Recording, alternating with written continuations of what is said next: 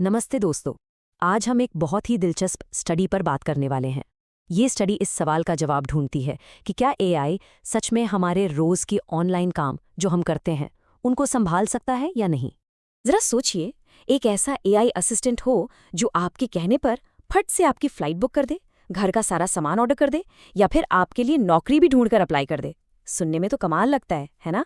पर सवाल ये है कि क्या हम वाकई वहां तक पहुंच गए हैं? तो सबसे पहले ये समझते हैं कि आखिर ये एआई असिस्टेंट का सपना है क्या। मतलब हम असल में इनसे चाहते क्या हैं। देखिए, हम सब यही चाहते हैं, राइट, कि कोई ऐसी टेक्नोलॉजी हो जो हमारी जिंदगी को एकदम आसान बना दे, जो हमारे बोरिंग थकाऊ ऑनलाइन काम जिनमें कई सारे स्टेप्स होते हैं वो खुद ब खुद कर दे और हमें बार बार देखना भी ना पड़े। अच्छा, तो सवाल उठता है कि हम एआई को टेस्ट कैसे करते हैं। कैसे पता चलता है कि वो ये सब काम कर भी पाएगा या नहीं। जो पुराना तरीका था ना, उसमें एक बहुत बड़ी गड़बड़ थी। पहले क्या होता था, एआई को एक सैंडबॉक्स में टेस्ट करते थे। अब ये सैंडबॉक्स क्या है? ये समझिए एक नकली, एकदम कंट्रोल्ड वाला माहौल है। वेबसाइट्स भी नकली, स्टैटिक, कुछ भी बदलता नहीं। ये बिल्कुल वैसा है जैसे आपको ड्राइविंग टेस्ट के लिए खाली पार्किंग में गाड़ी चलाने को कह दिया जाए। कोई ट्रैफिक नहीं, कोई असली चैलेंज नहीं। पर असल इंटरनेट कैसा होता है वो तो एकदम उलझा हुआ है। हर सेकंड कुछ बदल रहा है, अचानक पॉपअप आ जाते हैं, डिजाइन बदल जाता है। ये तो शहर की भीड़ भाड़ वाली सड़क पर गाड़ी चलाने जैसा है।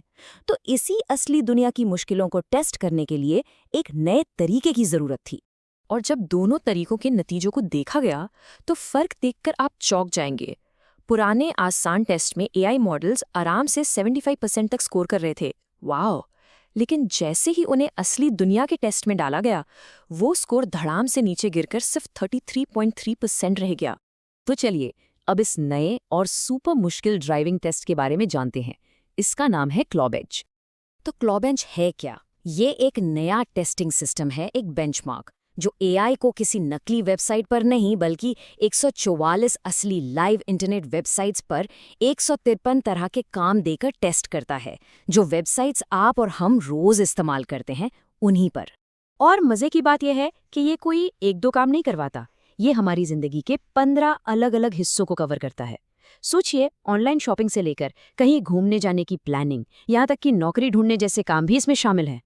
अब आपके मन में एक सवाल जरूर आ रहा होगा, अगर एआई को लाइव वेबसाइट पे टेस्ट कर रहे हैं तो क्या वो सच में फ्लाइट बुक कर देता है या पैसे खर्च कर देता है?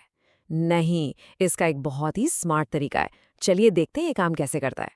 ये पूरा प्रोसेस बहुत ही शानदार है। देखिए, एआई को एक काम दिया जाता है, वो लाइव वेबसाइट पर जाता है, सारी जानकारी भरता है, बिल्कुल असली इंसान की तरह।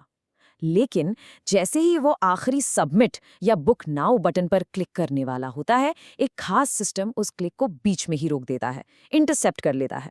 तो सारा काम हो भी गया और असल दुनिया में कुछ हुआ भी नहीं। तो अब आते हैं सबसे जरूरी सवाल पर। दुनिया के सबसे तगड़े, सबसे एडवांस्ड एआई मॉडल्स ने इस असली टेस्ट में कैसा परफॉर्म किया? सच कहूं तो नतीजे आपको चौंका देंगे। ये एक तरह का रियलिटी चेक है। जो सबसे बेस्ट मॉडल था, जिसने सबसे अच्छा परफॉर्म किया, वो भी सिर्फ 33.3% काम ही सही से कर पाया। मतलब अगर उसे 3 काम दिए गए तो वो सिर्फ एक ही पूरा कर पाया, सिर्फ एक। और बाकी मॉडल्स का तो हाल और भी बुरा था। आप यहाँ देख ही सकते हैं, कुछ तो 5% का आंकड़ा भी पार नहीं कर पाए, मतलब पूरी तरह से फेल। खुद इस स्टडी को करने वाले रिसर्चर्स ने कहा है कि आज के जो सबसे पावरफुल एआई एजेंट्स हैं, चाहे वो ओपन सोर्स हों या बड़ी कंपनियों के, वो भी इन रोजमर्रा के कामों को करने में बुरी तरह स्ट्रगल करते हैं।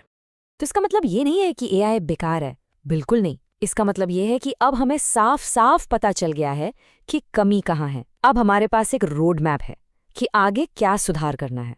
और यही वजह है कि क्लाउड बेंच इतना ज़रूरी है। ये डेवलपर्स को एक असली आईना दिखाता है, उन्हें एक सही टारगेट देता है, ताकि वो ऐसे एआई असिस्टेंट्स बना सकें जिन पर हम सच में भरोसा कर सकें। वही असिस्टेंट्स जिनका सपना हम सब देखते हैं। तो सवाल वही है, हमारा पर्सनल एआई असिस्टेंट असल में कब आएगा? क्लॉड बेंच जैसे टेस्ट के बाद जवाब साफ है, अभी नहीं। लेकिन अच्छी खबर यह है कि अब हमें रास्ता पता है।